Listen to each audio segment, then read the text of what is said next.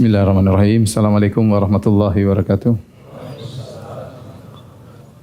Alhamdulillahi ala ihsanih wa syukru lahu ala taufiqihi wa amtinanih. Wa asyhadu an la ilaha illallah wahdahu la syarika lahu ta'ziman li sya'nih. Wa asyhadu anna Muhammadan abduhu wa rasuluhu da'ila ridwanih. Allahumma salli alaihi wa ala alihi wa ashabi wa ikhwani hadirin dan hadirat yang dirahmati oleh Allah Subhanahu wa taala.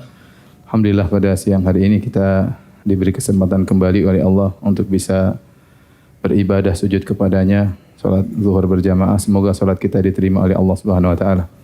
Salawat dan salam tercurahkan selalu kepada junjungan kita Nabi Muhammad sallallahu alaihi wasallam dan juga kepada keluarganya serta seluruh sahabat beliau tanpa terkecuali. Topik yang akan kita bahas pada siang hari ini judulnya adalah Al-Hasanatul Mahiyat. Ya, apa judulnya? Al-Hasanatul Mahiyat. Tahu artinya? Enggak tahu ya. Yaitu maksudnya amal-amal soleh penggugur dosa. Amal-amal soleh penggugur dosa. Kita sadar bahwasanya hari-hari selalu kita penuhi dengan perbuatan dosa ya. Makanya Allah Subhanahu wa taala dalam berdiskusi berkata, "Ya ibadi innakum tukhti'una bil-laili wan-nahar wa ana aghfiru dzunuba jami'an fastaghfiruni aghfir lakum." Kata Allah Subhanahu wa taala, "Wahai hamba-hambaku, sungguhnya kalian senantiasa berbuat dosa di siang hari dan di malam hari. Dan aku mengampuni dosa-dosa, maka mohon ampunlah kepadaku. Niscaya aku akan mengampuni kalian." Ya, demikian juga Nabi sallallahu alaihi wasallam bersabda, "Kullu bani Adam khata'un wa khairul khata'ina at-tawwabun."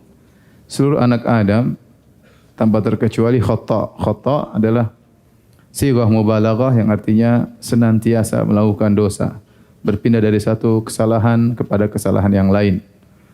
Seakan-akan manusia diciptakan dengan memiliki potensi ini.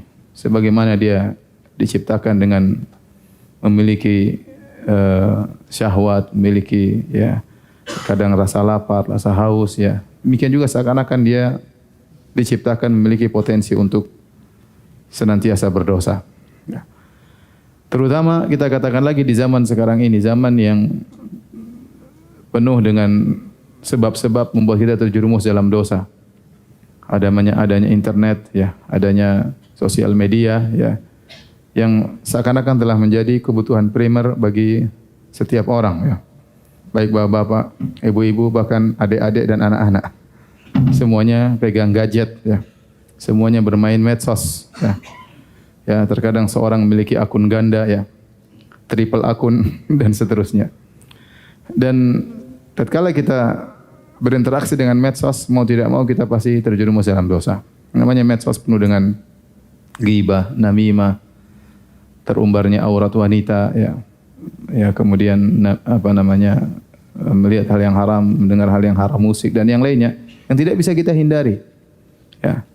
Belum lagi interaksi kita dengan yang lainnya. Intinya saya ingin menyampaikan bahwasanya di zaman sekarang ini, zaman now, ya susah untuk terlepas daripada dosa.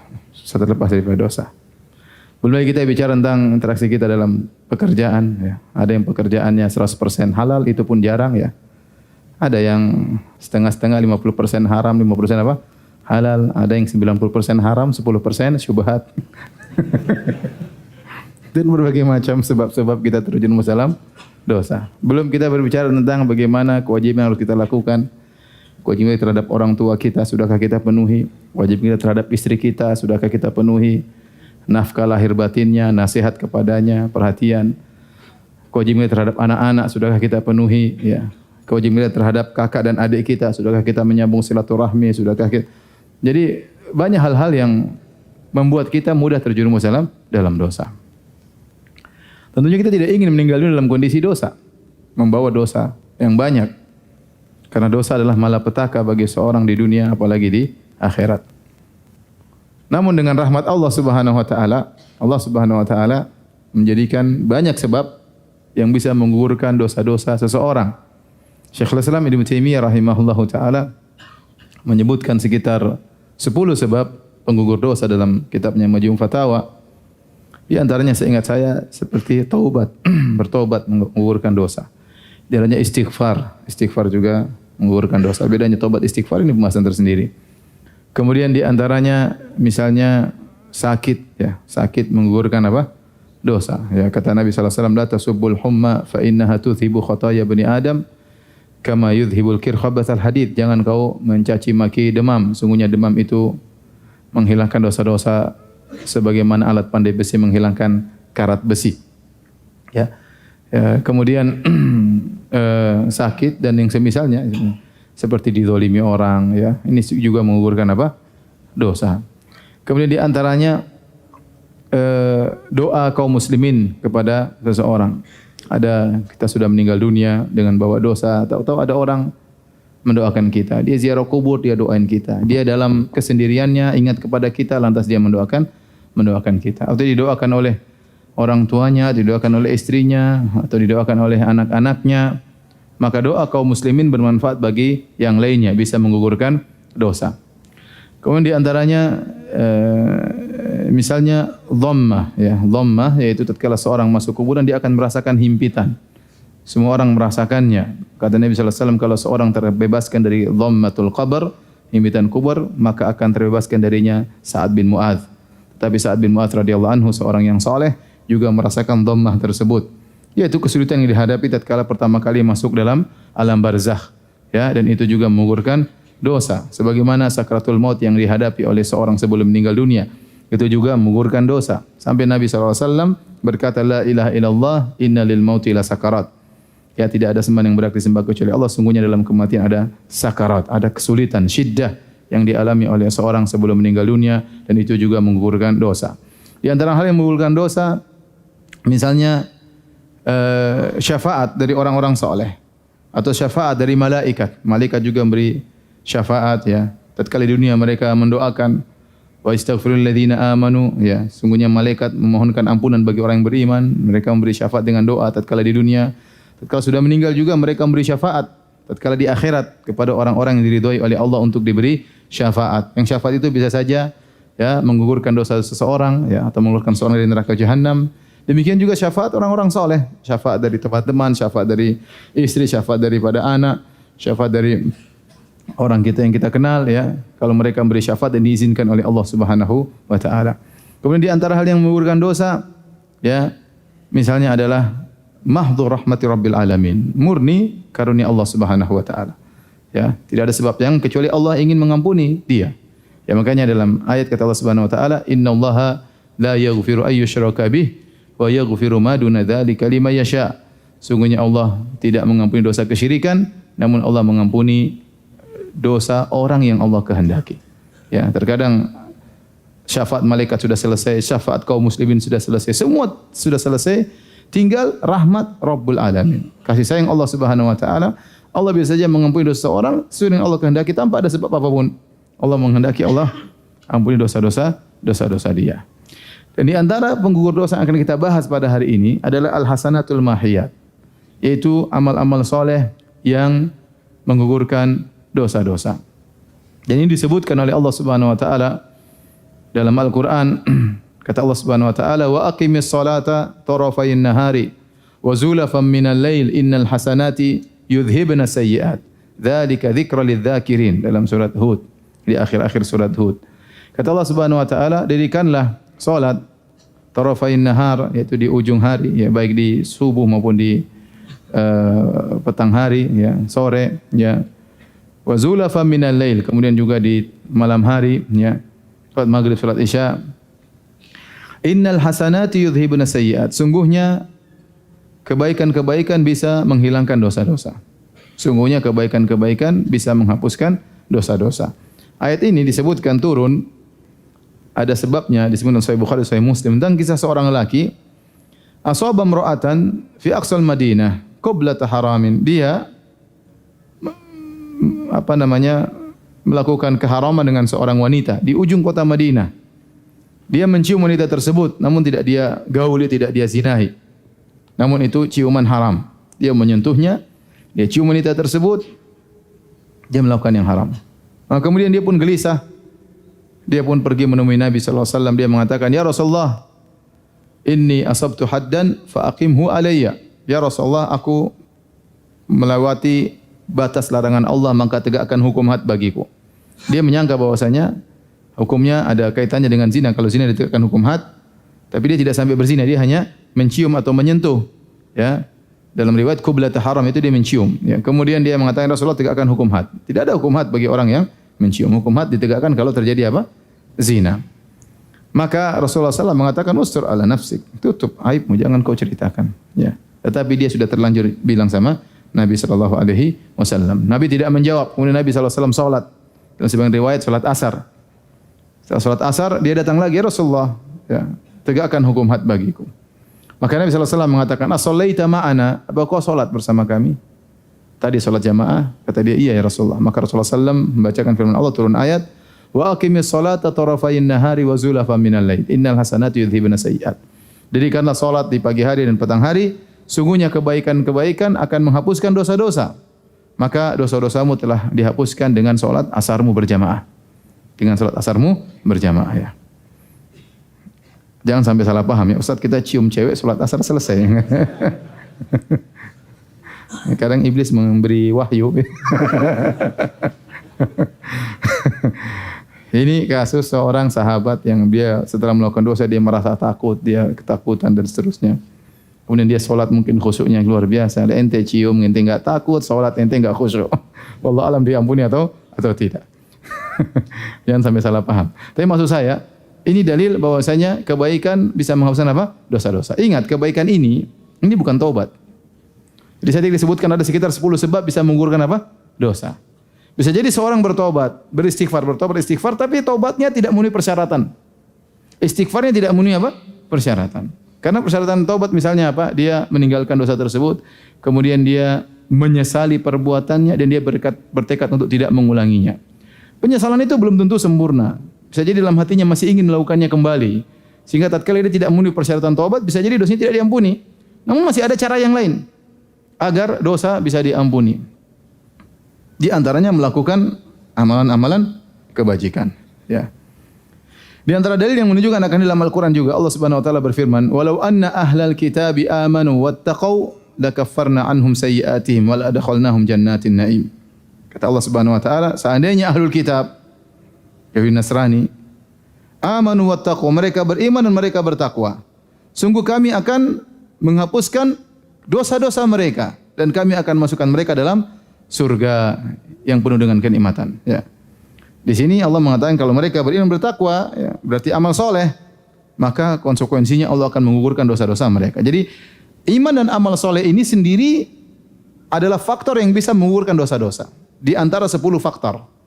Seandainya seorang tidak bertobat kepada Allah tapi dia banyak iman dan amal solehnya, bisa jadi dengan iman dan amal solehnya tersebut Allah gugurkan sebagian dosa-dosanya. Demikian juga Allah berfirman dalam ayat yang lain, kata Allah Subhanahu wa taala, wa akharuna i'tarafu bidzunubihim khalatu amalan salihan wa akhara sayyi'a asallahu ayatuba alaihim. Dan sebagian orang mereka mengaku dosa-dosa mereka, khalatu amalan salihan wa akhara sayyi'a. Dia mencampurkan amal saleh dengan amal keburukan, dan kebanyakan kita seperti itu. Yang baik terus juga enggak, kerja 100% halal juga enggak, ya. Kebanyakan kita seperti itu. Khalatu amalan salihan wa akhara sayyi'a. Dia mencampur adukan antara amal saleh dengan apa? Amal keburukan. Kata Allah, asallahu ayatuba alaihim, semoga Allah menerima atau Allah membuat dia menjadi bertobat kepada Allah, atau Allah menerima taubatnya, diterima, dihapuskan dosa-dosanya. Ini semua dalil-dalil yang mengisyaratkan bahwasanya beramal soleh sendiri itu bisa menggugurkan dosa. Dalam hadis kata Nabi SAW, tatkala Nabi berwasiat kepada seorang, kata Nabi SAW, ittaqillaha haitsuma kunt wa atbi'is sayyi'atal hasanata tamhuha. Kata Nabi SAW, bertakwalah kepada Allah dimanapun kau berada, kapanpun, dimanapun, ya. Waktu kapanpun, siang hari, malam hari, sore hari, jam 12 malam, lewat tengah malam, ya. Ada karena sebagian orang dia bertakwa di pagi hari, jam 12 malam lewat dia mulai maksiat. Ada orang seperti itu. Ada orang malam hari dia tidak bermaksiat. Kenapa? Karena dia sedang tidur. Kalau dia bangun dia bermaksiat, ya. Kita bertakwa kepada Allah kapan saja. Di mana saja ada orang bertakwa kepada Allah tatkala dia di hadapan banyak orang. Seakan-akan wali Allah Subhanahu wa taala. Tatkala dia bersendirian, wali syaitan. Tatkala dia bersendirian, wali syaitan. Sebagian orang tatkala di negerinya dia bertakwa kepada Allah. Tapi kalau dia sudah bersafar, kemudian dia pergi ke negara lain, ya, di luar negeri misalnya, jauh dari kerabatnya, jauh dari pantauan teman-temannya, maka dia kemudian berubah menjadi makhluk yang lain. Maka dia bermaksiat kepada Allah Subhanahu wa taala. Maka Nabi berkata, "Ittaqillaha haitsu ma kunt." Bertakwalah kepada Allah dimanapun engkau berada. Namun Nabi tahu bahwasanya tidak mungkin seorang senantiasa bisa bertakwa kapanpun dan dimanapun. Yang bisa demikian cuma para anbiya, cuma Nabi SAW, para anbiya, para nabi. Itu manusia, siapapun orangnya pasti melakukan kesalahan, pasti ada kelalaiannya, pasti ada ya kesalahannya, kekeliruannya. Maka untuk menutupi kekurangan tersebut, ya, makanya dalam hadis kata Nabi SAW, "Fastaqimu wa lan tuhsuh." Istiqomahlah kalian tidak bakalan mampu. Enggak bakalan mampu kata Nabi SAW. Ya. Demikian Allah berfirman, "Fastaqimu ilaihi thumma tubu." Ya, "Fastaqimu thumma tubu ilaihi." Ya. Allah mengatakan istiqomahlah kemudian bertobatlah. Kata para ulama karena istiqomah selalu tidak mungkin dilakukan oleh seorang. Ya, bagaimanapun dia ikut pengajian, bagaimanapun dia berilmu, bagaimanapun dia berusaha bertakwa, pasti ada lolos kesalahan yang dia lakukan. Maka apa solusinya? Kata Nabi SAW, ya, kata Allah suruh bertobat. Kata Nabi SAW, wa atbi'is sayyi'atal hasanata. Kalau kau melakukan kesalahan, segera lakukan kebaikan, tamhuha, niscaya kebaikan tersebut akan menghapuskan dosa tadi. Ya, kebaikan tersebut akan menghapuskan dosa tadi. Oleh karena sebagian ulama mengibaratkan antara kebaikan-kebaikan dengan dosa-dosa seperti air dengan najis. Seperti air dengan najis. Kalau ada najis, maka dibersihkan dengan air. Semakin banyak airnya, semakin bersih najis tersebut. Ya. Ya. Dan terkadang sebagian najis harus dibersihkan dengan air yang banyak. Contoh, seorang Arab Badui yang masuk ke masjid, ja'a Arabiyun fabala fi ta'ifatil masjid. Masuk masjid kemudian kencing di pojok masjid. Fazajarahun nas, orang pun menghalangi. Jangan kata Nabi, biarin dia kencing, jangan dilarang. Ya. Karena kalau dia larang nanti bisa berhamburan kencingnya. Biarin dia selesaikan kencingnya. Setelah itu Nabi SAW meminta didatangkan bidhanubin min ma', satu ember air. Fa uhriqa alaihi, kemudian satu ember tersebut dituangkan pada najis tersebut. Ya, najis ini butuh seember air untuk menghilangkan apa? Najis ya. Karena najisnya berat dan bau. Maka harus dituangkan air seember. Ya. Jadi sebagian najis cuma air sedikit sudah selesai. Sebagian najis banyak harus dituangkan dengan air yang banyak. Ya. Maka semakin banyak air seorang maka semakin mudah menghilangkan najis. Ya. Najis seperti dosa, kebaikan seperti air. Ya. Bahkan kalau seorang memiliki air yang banyak berlimpah ruah, ya maka kalau ada najis sedikit tidak ada pengaruhnya. Najis tersebut tatkala mengenainya, ya tidak ada pengaruhnya dan akan hilang lebur karena begitu banyak air yang dia miliki. Seperti kata Nabi SAW dalam hadis, kata Nabi SAW, "Idza balagal ma'u kullataini lam yahmilil khabath." Kalau air sudah mencapai dua kullah itu sekitar 200 liter seperti satu drum air, lam yahmilil khabath, maka tidak akan mengandung najis. Artinya kalau najis masuk kecil tidak ada pengaruhnya. Kalau najis masuk kecil tidak ada pengaruhnya. Kenapa? Air yang dia miliki sangat banyak. Maka seorang di dunia ini berusaha mengamalkan amal soleh sebanyak-banyaknya. Sehingga kalau dia memiliki amal soleh yang sangat banyak, dia melakukan dosa-dosa kecil tidak dianggap oleh Allah Subhanahu wa taala. Lebur sendirinya dengan amal soleh yang dia miliki. Nanti akan kita sebutkan contoh-contohnya. Ini hadis menunjukkan bahwasanya amal soleh menghapuskan dosa-dosa dan yang menunjukkan kali sangat banyak. Bahwasanya amal soleh menggugurkan dosa-dosa baik perbuatan, baik perkataan, banyak sekali. Contoh salat misalnya. Kata Nabi sallallahu alaihi wasallam, ya, "Lau anna nahran bi babi ahadikum yaktasilu fihi kulla yawmin 5 marrat. Hal yabqa min daranihi syai'?" Kata Nabi sallallahu alaihi wasallam, kalau seandainya di rumah depan salah seorang kalian, di depan rumahnya ada sebuah sungai.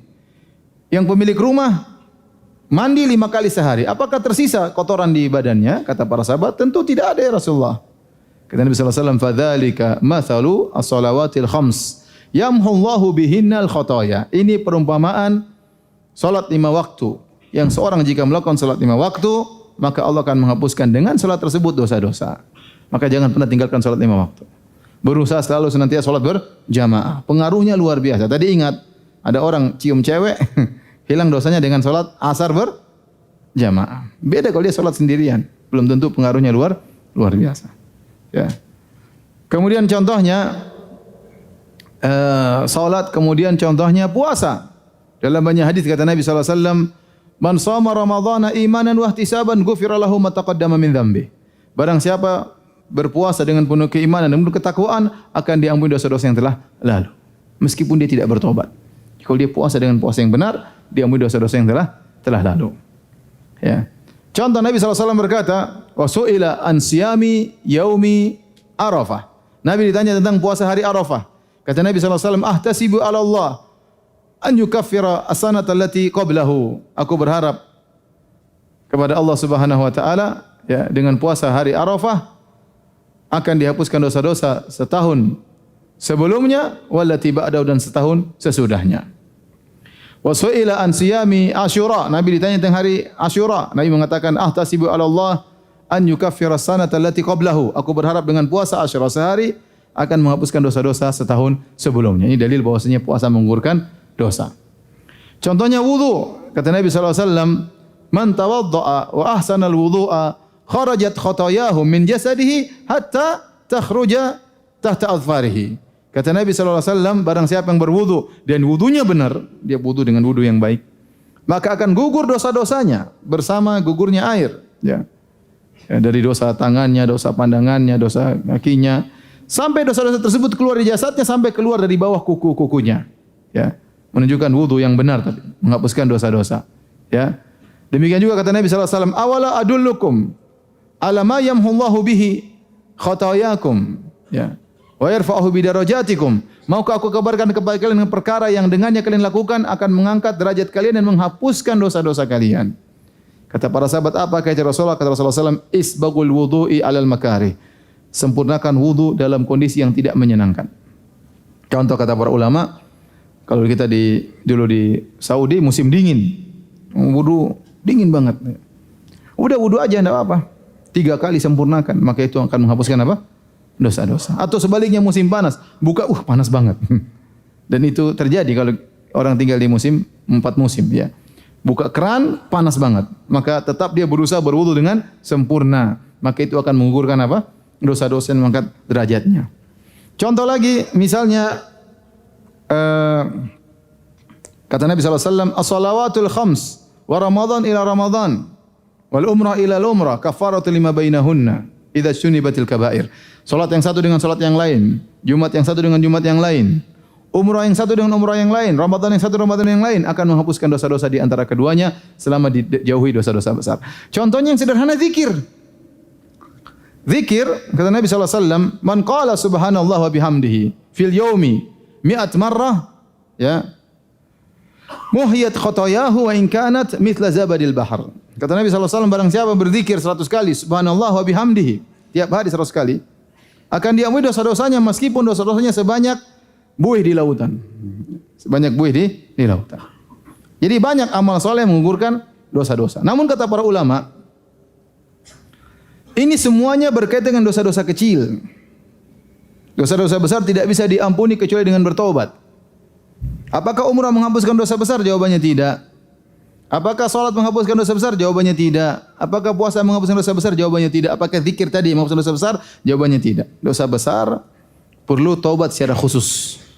Kecuali sebagian amalan yang kata para ulama bisa menggugurkan dosa besar, contohnya adalah haji mabrur. Contohnya adalah haji mabrur.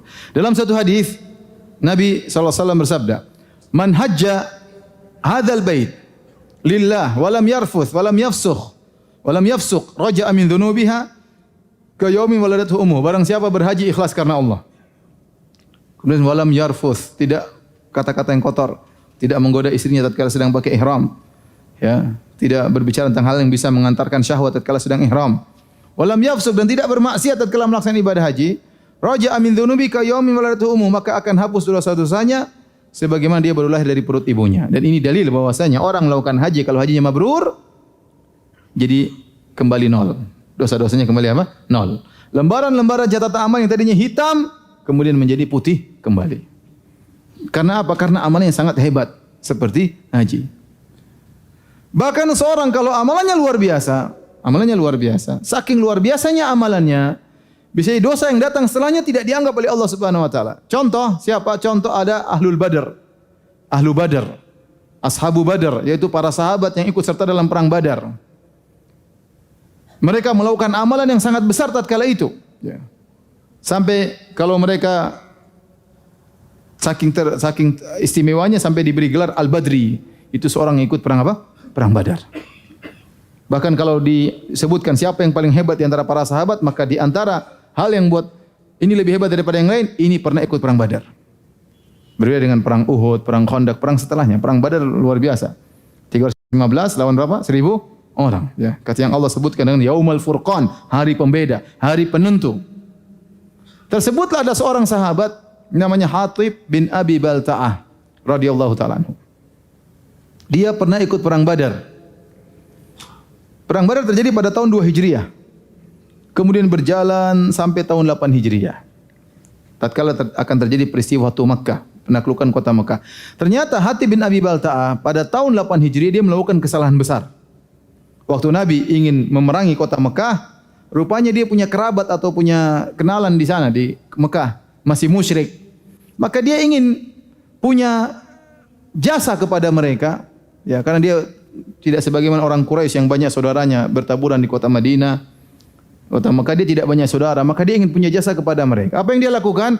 Maka dia kirim surat kepada saudaranya tersebut atau kepada kerabatnya tersebut bahwasanya Muhammad sallallahu alaihi wasallam akan menyerang kota Makkah. Berarti ini bongkar rahasia. Harusnya tidak boleh dikasih tahu kalau Nabi mau perang. Nabi ingin menyerang dengan tiba-tiba. Karena mereka telah membangkang, telah melanggar perjanjian, maka Nabi SAW bahkan mereka telah membunuh sekutunya kaum muslimin, maka Nabi ingin beri pelajaran dengan menyerang mereka dengan tiba-tiba. Maka Hatib bin Abi Balta'ah kirim surat, dikirimkan lewat perempuan.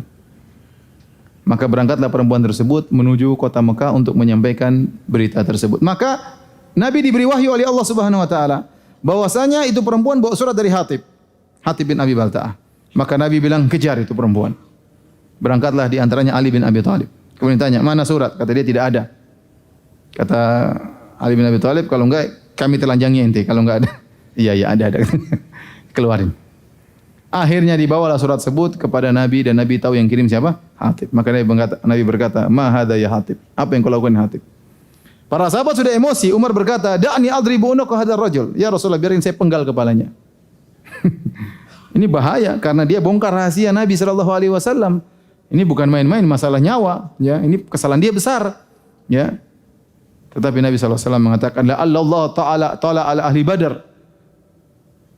Dan bisa jadi Allah sudah melihat siapa para peserta perang Badar. Faqala i'malu ma syi'tum qad ghafartu lakum, dan Allah berkata kepada tentang mereka, lakukan apa saja yang kalian lakukan, sungguhnya aku telah mengampuni kalian. Kenapa? Karena amal yang sangat apa? Luar biasa. Perang Badar. Dia melakukan, bayangkan dia melakukan dosa 6 tahun kemudian tidak mempengaruhi kondisinya sebagai penghuni surga. Makanya ada seorang datang pernah berkata kepada Nabi, ya Rasulullah, ya, inna Hatiban yadkhulun nar, sungguhnya Hatib masuk neraka. Kata Nabi sallallahu alaihi wasallam, la, tidak, innahu min ahli Badar. Dia ikut peserta perang apa? Perang Badar. Enggak mungkin masuk neraka. Ya, enggak mungkin masuk neraka. Nah, ini dalil bahwasanya kalau air yang dimiliki oleh seorang sudah sangat banyak, ya, bahkan kalau ada najis-najis yang datang belakangan akan terlebur dalam lautan kebaikan yang dia miliki. Maka seorang dalam kehidupan ini berusaha melakukan banyak kebajikan. Kita berpacu dengan waktu, dengan dosa-dosa yang banyak telah kita lakukan. Bagaimana agar dosa-dosa kita bisa terampuni? Kita lakukan semua sebab. Kita beristighfar, kita bertobat. Antara sebab utama banyak beramal saleh, berbakti sama orang tua, ya. Ya, oleh karenanya tatkala ada seorang wanita dia belajar sihir. Dia belajar sihir di zaman sahabat, ya. Kemudian dia sudah praktek, kemudian ternyata sihir sudah berjalan, dia ingin menyihir suaminya, ya. Ya, dia ingin menyihir suaminya kalau tidak salah, kemudian enggak jadi, dan ini kisah disebutkan oleh Ibnu Katsir dalam tafsirnya dengan sanad yang hasan. Dia sudah praktek, ternyata sihirnya bisa, maka dia menyesal. Dia belum praktekkan ke orang, dia baru praktek jalankan situ, ternyata dia ngomong begini jadi, berarti setan sudah tunduk sama dia. Maka dia tahu dia telah terjerumus dalam kekufuran. Maka kemudian dia pulang ke Madinah ingin ketemu dengan Nabi SAW, tapi Nabi tidak ada. Nabi sudah meninggal dunia. Maka akhirnya dia cari sahabat, tanya sahabat ini, tidak bisa jawab. Apa yang harus aku lakukan? Aku telah terjerumus dalam sihir. Adakah amalan yang bisa aku lakukan menghapuskan dosa-dosaku? Tunjuk kepada sahabat, di offer sampai kepada Ibnu Abbas. Ibnu Abbas bertanya, apa kau masih punya orang tua? Kata wanita ini masih, maka berbaktilah kepadanya. Ibnu Abbas memahami bahwasanya berbakti kepada orang tua bisa menghapuskan dosa sebesar apa? Syirik. Oleh karenanya kita dalam kehidupan ini, karena waktu kita yang terbatas, umur kita yang terbatas, kemampuan kita yang terbatas, duit kita yang terbatas, kita harus pandai untuk memilih prioritas. Mana amal yang harus kita kerjakan. Ya. Ya. Di antara yang paling utama berbakti kepada orang tua. Antum masih orang tua masih hidup, berbakti dengan semaksimal mungkin sama dia. Antum masih hidup. Pintu surga masih terbuka selebar-lebarnya, antum bisa beramal sedikit, pahalanya besar luar biasa. Ya, sebagaimana perkataan Ibnul Munkadir, dia berkata, ya bitu agmizu rijlai ummi wa bata akhi Umar yusalli fama sarrani anna lailati bilailatihi. Aku semalam suntuk pijit kaki ibu, sementara saudaraku salat malam, tapi kalau suruh tukeran pahala aku enggak mau, ya. Aku enggak mau, meskipun dia tidak salat malam, dia hanya pijit kaki ibunya. Oleh karenanya banyak seperti mungkin haji, kalau punya uang haji, bisa sedekah, bantu orang miskin, datang ketuk pintu rumah orang miskin, cari mereka yang susah. Sebagaimana kata para ulama, orang yang baik ada dua, ada orang baik yang ditunggu didatangi orang miskin mengetuk pintunya, ada orang baik yang mencari orang miskin untuk memberikan. Itu yang lebih afdal daripada yang pertama. Keikhlasan, kalau untuk melakukan amal soleh jangan diser-ser, tutup sebaik-baiknya. Ya, sedekah kata Nabi SAW, ya hatta la ta'lama shimalu ma tunfiqu yaminu, sampai tangan kiri tidak tahu apa yang diinfakkan oleh tangan kanan. Jangan suka share kebaikan cerita sana sini. Jauhkan diri dari kesombongan, salat malam lakukan sampai Anda memiliki lautan kebaikan. Suatu saat Anda berdosa sedikit-sedikit tidak dipedulikan oleh Allah Subhanahu wa taala. Baik. Allah Subhanahu wa taala berfirman, "Innal hasanati yudhibna sayyi'at." Sungguhnya kebaikan-kebaikan akan menghilangkan dosa-dosa. Di sini ada dua hal yang dibahas oleh para ulama. Apa yang dimaksud dengan pertama, apa yang dimaksud dengan kebaikan menghapuskan dosa-dosa? Ya. Yang pertama disepakati oleh para ulama bahwasanya dia tidak akan diazab. Kalau dia sudah melakukan kebaikan, ada dosa, dosa tersebut akan terhapus oleh kebaikan. Setelah terhapus oleh kebaikan, berarti dia tidak akan diazab. Kata Nabi SAW, at-taibu minadzam kama la dzambalahu. Seorang yang bertobat dari satu dosa atau dihapuskan dosanya seperti orang tidak berdosa karena sudah dihapus. Kemudian juga di antara faedah al-hasanat yudhibun sayyi'at, kebaikan menghilangkan dosa-dosa, yaitu dia akan mudah untuk melakukan kebajikan. Dia akan merasa berat untuk meninggalkan atau untuk melakukan keburukan. Dia merasa berat, ya. Kebajikan sekali dia mau maksiat berat rasanya. Berat rasanya. Makanya kata Allah Subhanahu wa taala, wa karraha ilaikumul kufra wal fusuqa wal isyan. Allah yang menjadikan kalian benci dengan kefasikan, benci dengan kemaksiatan, benci dengan kekufuran. Yang bikin kita benci siapa? Allah Subhanahu wa taala. Di antara kita bisa membuat diri kita benci kepada maksiat, kita banyak melakukan kebajikan. Di antara hal yang buat kita mudah untuk membenci kemaksiatan, banyak salat. Kata Nabi sallallahu alaihi wasallam, ya, bahwasanya inna salata, kata Allah Subhanahu wa taala, inna salata tanha anil fahsya'i wal munkar. Bahwasanya salat itu mencegah dari perbuatan keji dan kemungkaran. Maksudnya kata para ulama, orang kalau sudah salat dia lihat maksiat dia enggak suka. Kalau salatnya benar. Ini pembahasan pertama. Pembahasan kedua, apakah kalau dosa-dosa kita sudah dihapuskan karena kebaikan yang kita lakukan, maka kita tidak akan melihat catatannya lagi di hari kiamat kelak? Makin khilaf di kalangan para ulama, ya. Sebenarnya mengatakan kalau seorang dosanya sudah dihapuskan dengan salah satu dari 10 sebab, apakah dengan taubat, apakah dengan syafaat, apakah dengan doa orang lain, apakah dengan amal yang dilakukan, maka tidak akan terlihat lagi catatannya, hilang secara total, dihapus. Bukan cuma ditipex, dihapus. Tidak ada catatannya lagi. Ini pendapat sebagian ulama. Sebagian ulama yang mengatakan tidak. Meskipun sudah bertobat, meskipun sudah dihapuskan oleh dosa kebaikan-kebaikan, yang dihapus hanyalah hukuman. Adapun catatan masih tetap tertulis. Dan ini pendapat yang dipilih oleh banyak ulama, di antaranya Fudail bin Iyad rahimahullahu taala. Ya, adapun sabda Nabi wa bi sayyi'atil hasanah, sungguhnya kebaikan, lakukanlah kebaikan setelah keburukan, tamhuha, niscaya akan menghapuskan keburukan, maksudnya menghapuskan azabnya, menghapuskan hukumannya, bukan menghapuskan catatannya. Makanya Fudail bin Iyad mengatakan wa ya sau'atah, ya, wa in afaut, ya. Kata dia, ya, sungguh perkara yang memalukan pada hari kiamat kelak, meskipun Allah Subhanahu wa taala telah mengampuni. Jadi seorang tatkala hendak bermaksiat, dia ingat kalaupun maksiat tersebut dia bertobat darinya atau terhapuskan karena kebaikan yang dilakukan, catatannya terkadang masih ada dan dia akan lihat pada hari kiamat kala. Demikian saja para hadirin dan hadirat yang hati Allah Subhanahu wa taala, sedikit yang saya sampaikan ya. Mudah-mudahan nanti pada bulan depan ya, kita bisa kajian buku tertentu ya setiap hari Selasa. Ini sekedar mukaddimah ya. Tapi saya lihat banyak yang ngantuk ya. Entah lapar, entah apa. Kalau ada yang bertanya saya persilahkan. Ya. Allah Ta'ala alam bisawab. Berkaitan dengan materi yang kita sampaikan atau di luar itu tidak jadi masalah. Assalamualaikum Ustaz. Waalaikumsalam warahmatullahi wabarakatuh. Tanda dosa telah dihapuskan karena amalan kita ada nggak Ustaz? Tidak ada yang tahu, itu sesuatu yang gaib. Apakah tanda bahwasanya taubat kita diterima? Apakah tanda bahwasanya amal kita diampuni oleh Allah? Apa tanda bahwasanya maksiat kita telah dihapuskan dengan amal kebajikan? Ini perkara yang gaib, ini dibahas oleh Ibnu Qayyim rahimahullah taala. Tidak ada yang tahu. Tidak boleh seorang terlalu pede bahwasanya dia pasti diterima taubatnya. Kita antara khauf dan raja. Kita berharap kalau kita bertobat Allah terima karena Allah sifatnya Maha menerima apa? Taubat. Alam ya'lamu annallaha yaqbalu taubata an ibadi. Tidakkah mereka tahu bahwasanya Allah Maha mengampuni, Maha menerima taubat dari hamba-hambanya. Ini dalil At-Tawwabur Rahim, Maha penerima taubat, Maha pengasih, Maha penyayang. Konsekuensinya Allah sangat mudah memaafkan. Kalau ada kita punya kenal orang yang sungguh mudah memaafkan, Allah lebih daripada itu. Allah lebih daripada itu. Tetapi tidak ada yang yakin bahwasanya dia pasti dimaafkan dari sisi apa? Dari sisi dia khawatir syarat taubatnya tidak terpenuhi. Bukan karena suudzon kepada Allah, tapi khawatir suudzon kepada dirinya, jangan-jangan syarat taubat dia tidak terpenuhi sehingga Allah tidak menerima taubatnya.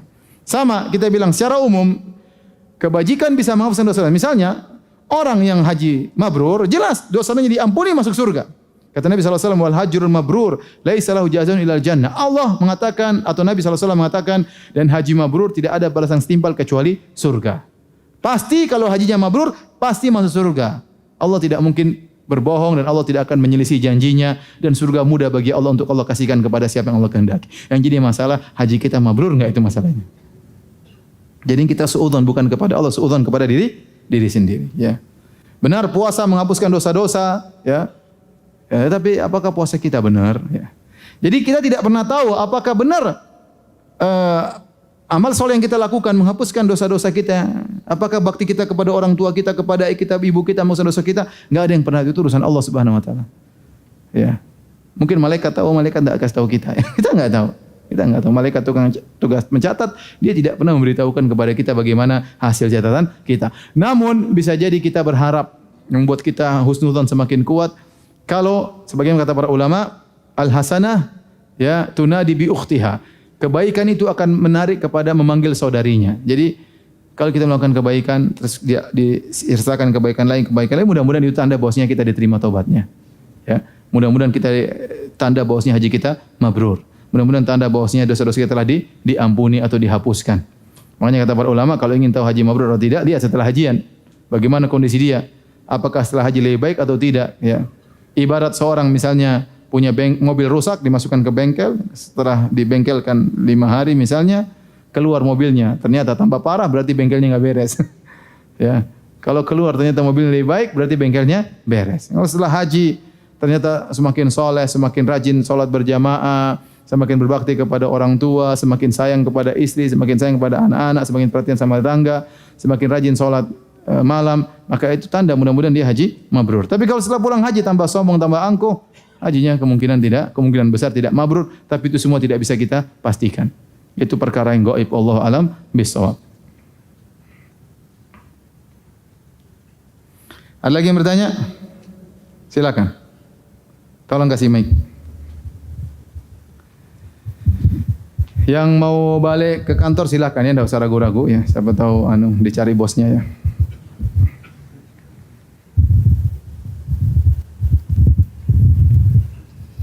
Assalamualaikum Ustaz. Waalaikumsalam warahmatullahi wabarakatuh. Kita tahu bahwa dosa yang besar itu adalah syirik Ustaz. Yang kata Allah itu tidak bisa diampuni. Ya. Tapi bagaimana kalau misalnya yang bersangkutan dia pernah syirik tapi dia taubatan nasuha, dan apa amalan-amalan yang bisa menghapus dosa tersebut? Ya. Jadi dosa syirik yang tidak diampuni maksudnya dosa yang orang meninggal dalam kondisi syirik belum bertobat, itu yang tidak bakalan diampuni. Adapun orang meninggal dalam kondisi maksiat yang lain selain syirik masih mungkin diampuni. Contoh, dia minum khamar, dosa besar atau bukan? Tahu-tahu tewas. Ya.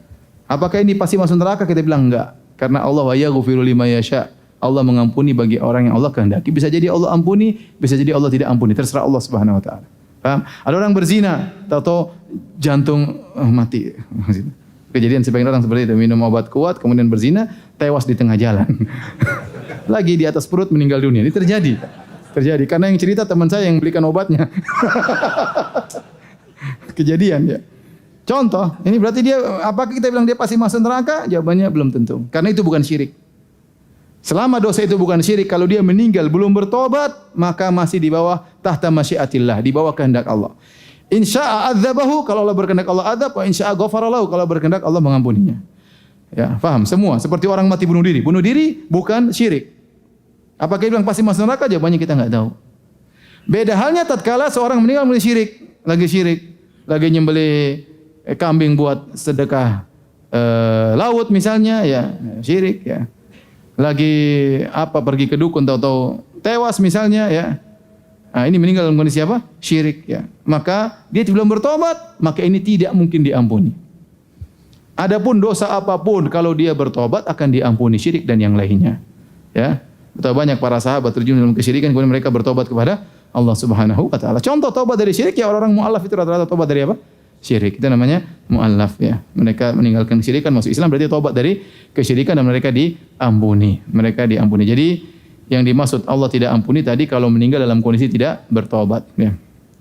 Silakan. Tolong dikasih. Ada lagi yang bertanya? Assalamualaikum Ustaz. Waalaikumsalam warahmatullahi wabarakatuh. Saya pernah dengar dari istri saya kemarin ngaji, istri saya bilang bahwa kelak golongan yang pertama masuk ke neraka itu adalah kaum munafik, kemudian yang kedua dari golongan Nasrani, yang berikutnya Yahudi dan seterusnya. Benarkah Ustaz? Terima kasih. Saya tidak tahu hal tersebut, tetapi yang setahu saya, tatkala di hari kiamat ada namanya zulmah. Zulmah Allah menjadikan kondisi padang mahsyar gelap gulita. Maka Allah bagi manusia secara umum yang KTP-nya Islam dan KTP-nya non muslim. Yang KTP non muslim langsung masuk neraka jahanam, tidak usah lewat sirat ya. Yang KTP-nya Islam itu dikasih cahaya. Kaum mukminin dikasih cahaya, kaum munafikin dikasih cahaya untuk melewati sirat.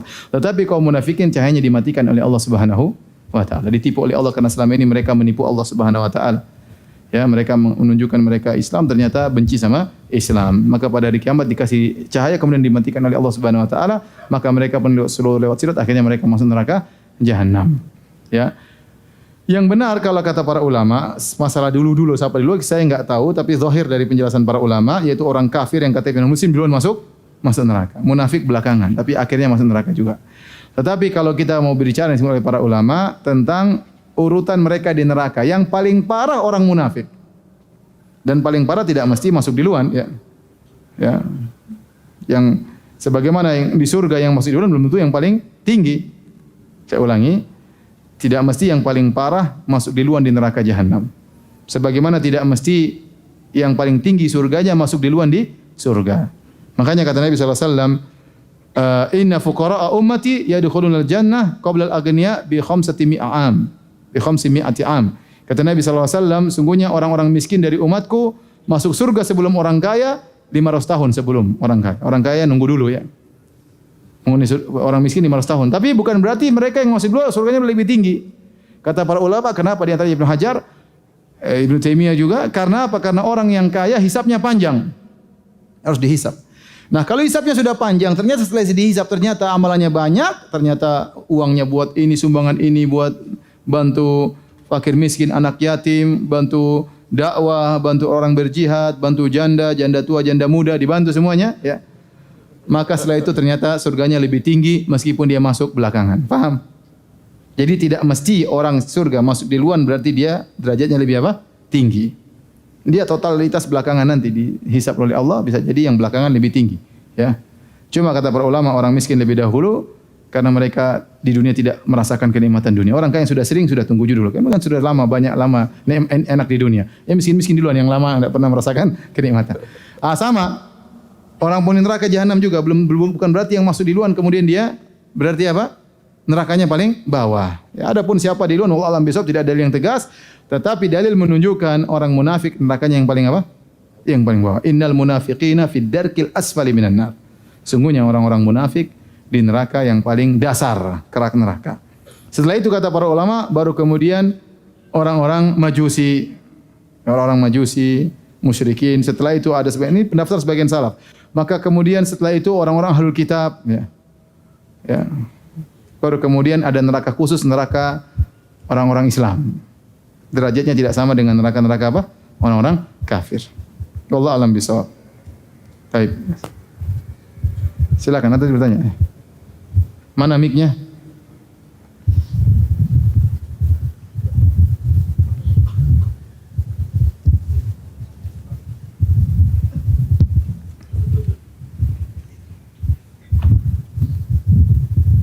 Silakan. Ini. Silakan. Cek. Ya, Assalamualaikum warahmatullahi wabarakatuh, Ustaz. Waalaikumsalam warahmatullahi wabarakatuh. Saya pernah mendengar riwayat bahwa musibah yang terjadi pada kita itu tergantung disebabkan oleh dosa-dosa kita.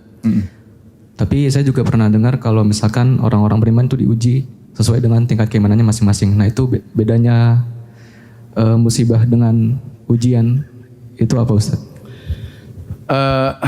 Benar, ada dalil menunjukkan segala musibah akibat dosa-dosa. Ada dalil yang menunjukkan bahwasanya musibah atau ujian adalah untuk meningkatkan derajat. Ya, seperti firman Allah Subhanahu wa taala, "Ma asabakum musibatin fabima kasabat aydikum." Segala musibah yang menimpa kalian tidaklah terjadi kecuali akibat perbuatan kalian. Sementara dalam hadis contohnya kata Nabi sallallahu alaihi wasallam, "Inna asyaddun nasi bala'an al-anbiya." Yang paling berat cobaannya adalah para nabi. Kemudian semua salihin, orang saleh.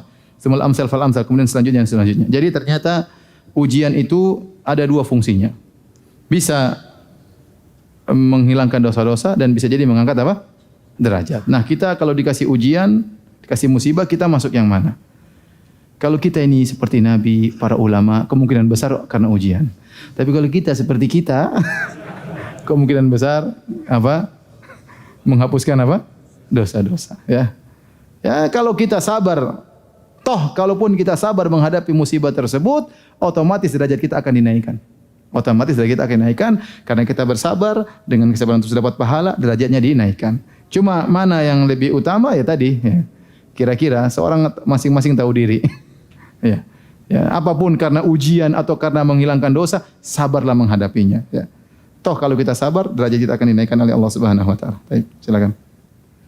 Ada yang bertanya?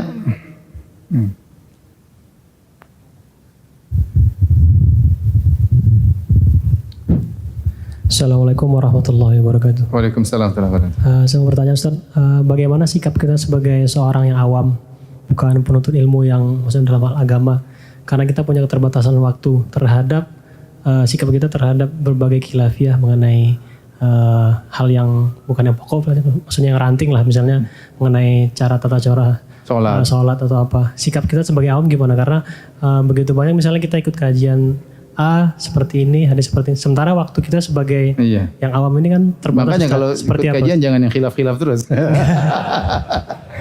Maksudnya pilih yang mana gitu. Iya, pilih yang mana. Ini. Orang awam itu tugasnya kata Allah, fas'alu ahla dzikri in kuntum la ta'lamun. Bertanyalah kepada para ulama, para ahli zikir, orang berilmu kalau kalian tidak mengetahui. Siapa yang kita tanyain? Kita lihat dari dua sisi, dari sisi ketakwaannya dan dari sisi ilmunya. Ada orang berilmu namun tidak bertakwa, ada orang bertakwa namun tidak berilmu. Nah, kalau kita yakin pada seorang orang ini berilmu bertakwa, sudah kita tanya dia saja, enggak usah tanya yang lain. Tanya masa gitu yang dia ini pakar misalnya, ini pakar ibadat, oh ini pakar muamalat, ini pakar akidah misalnya. Kita tahu dan kita ini orang berhak untuk kita tanya dan kita bisa bertanggungjawab di hadapan Allah, maka tanya dia. Jangan tanya sesuai dengan hawa nafsu kita. Kata Ustaz, ini bagaimana antum? Oh, misalnya tangan di luar atau kaki lutut di luar kalau turun. Ustaz ini tangan di luar. Makasih Ustaz. Pingin tahu, coba Ustaz ini gimana Ustaz? Tangan di luar, kaki di luar. Aduh, bingung. Bingung dia. Ini yang coba Ustaz, kenapa tangan di luar? Ustaz jelaskan. Enggak paham. Satunya enggak paham juga. Kemudian tanya Ustaz Firanda, tangan di luar. Kalau saya boleh dua-duanya. Bingung lagi. Makanya antum jangan begitu. Yang penting antum sholat. Antum tanya cukup sekali saja kepada orang yang antum apa? Antum bisa bertanggungjawabkan di hadapan Allah Subhanahu wa taala. Makanya kata Imam Malik ya kafa bimalik hujjatan baini wa bainallah. Kama qala. Kata Imam Syafi'i rahimahullah taala, cukup Imam Malik adalah hujjah antara aku dengan Allah Subhanahu wa taala. Artinya ini guru ke Imam Malik. Kalau tanya saya jelas guru saya ini. Jangan tanya sama seorang enggak jelas belajar di mana, tanya asal-asalan, tanya enggak benar, itu berarti antum bertanya ikut hawa nafsu dan sudah enggak usah bahas itu lagi yang lainnya. Masih banyak yang mau dibahas. Antum bab nikah belum belajar, bab poligami apalagi, bab cerai belum, masih banyak belum dibahas. Akidah masih banyak belum dibahas. Ini tanya tangan dulu, lutut dulu, tangan lutut sampai kapan begitu? Ustaz gerak-gerak atau tidak? Ente enggak usah gerak, tangannya begini aja sah. Ini cikadar sunnah, mau gerak, mau tunjuk enggak. Kalau enggak tunjuk pun tetap sholatnya apa? Sah. Ya sudah, antum dengar sekali, antum percaya sudah. Ya, enggak usah tanya-tanya lagi ya. Yang penting antum tanya kepada orang yang antum percaya. Suatu saat tiba-tiba ada yang ngobrol-ngobrol, antum berubah lagi, enggak ada masalah. Yang penting siapa yang antum tanya itu adalah orang yang antum percayai. Itu kewajiban bagi orang awam. Karena kalau dijelaskan, oh ini sanadnya begini, ada susah juga, ente enggak bingung juga. Ya, satu jawab memuaskan, satunya memuaskan, antum jadi bingung. Jika dalam beberapa hari terakhir ini solat subuhnya agak terlambat, ini buat antum ya. Mana? Agak terlambat solat subuhnya beberapa hari terakhir ini, berarti berurut-urut ini. Apa kita Allah mencabut hidayahnya? Ya mudah-mudahan tidak ya. Antum aja tidurnya segera ya. Tidur segera, jangan nonton bola di malam hari, internetannya kurangi, tidur segera, pasang weker jauh dari antum ya. Pasang bel, satu di atas lemari, satu di dalam kamar mandi, jadi pasti bangun. Ya udah, itu caranya ya. Ya sudah, bismillah, sholat subuh, tidur lagi. Yang penting sholat subuh dulu. Sholat subuh, kalau memang ngantuk mau kerja tidur lagi nggak ada masalah. Memang benar bahwasanya tidur setelah subuh makruh, tapi tidak sampai derajat haram. Kalau seorang benar-benar tidak bisa kerja kecuali tidur dulu nggak masalah ya, nggak masalah.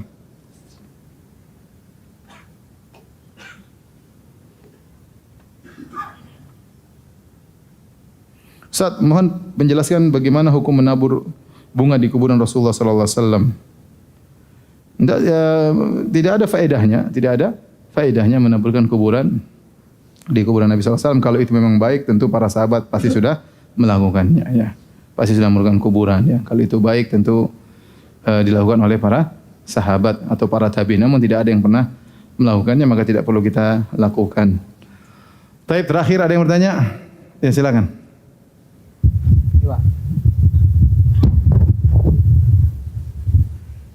Apa? Silakan sana. Terus belakang antum. Nah, ya, silakan. Assalamualaikum warahmatullahi wabarakatuh. Waalaikumsalam warahmatullahi wabarakatuh. Mau nanya tentang penafsiran hadis seorang pezina yang memberi minum seekor anjing, Ustaz. Nah, apa yang membuat dia jadi golongan masuk surga gitu, Ustaz?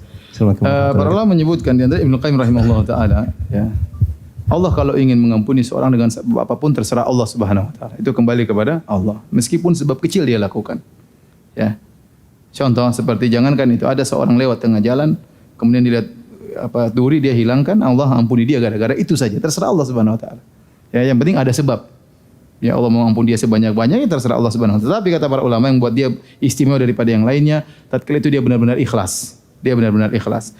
Di antara dia menunjukkan dia ikhlas, pertama dia lihat anjing. Anjing itu makhluk yang apa sih mau diperhatikan?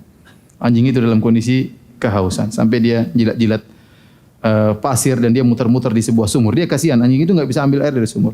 Kemudian wanita ini waktu dia melakukan amal salat tersebut tidak ada yang lihat. Bahkan dia harus fanaza'at muqaha, dia keluarkan sepatunya, kemudian dia nazalat fi bi'r, dia turun di sumur dan itu bukan pekerjaan perempuan. Itu pekerjaan laki-laki, tapi dia demi anjing ini dia turun. Kemudian dia ambil air. Kemudian dia minumkan kepada anjing tadi. Tidak ada yang lihat. Dan anjing tersebut tidak mengatakan syukran jazakallah khair. Artinya benar-benar dia melakukan benar-benar karena Allah Subhanahu wa taala tanpa ada pamrih sedikit pun dan dia pun tidak share kemana-mana. Paham?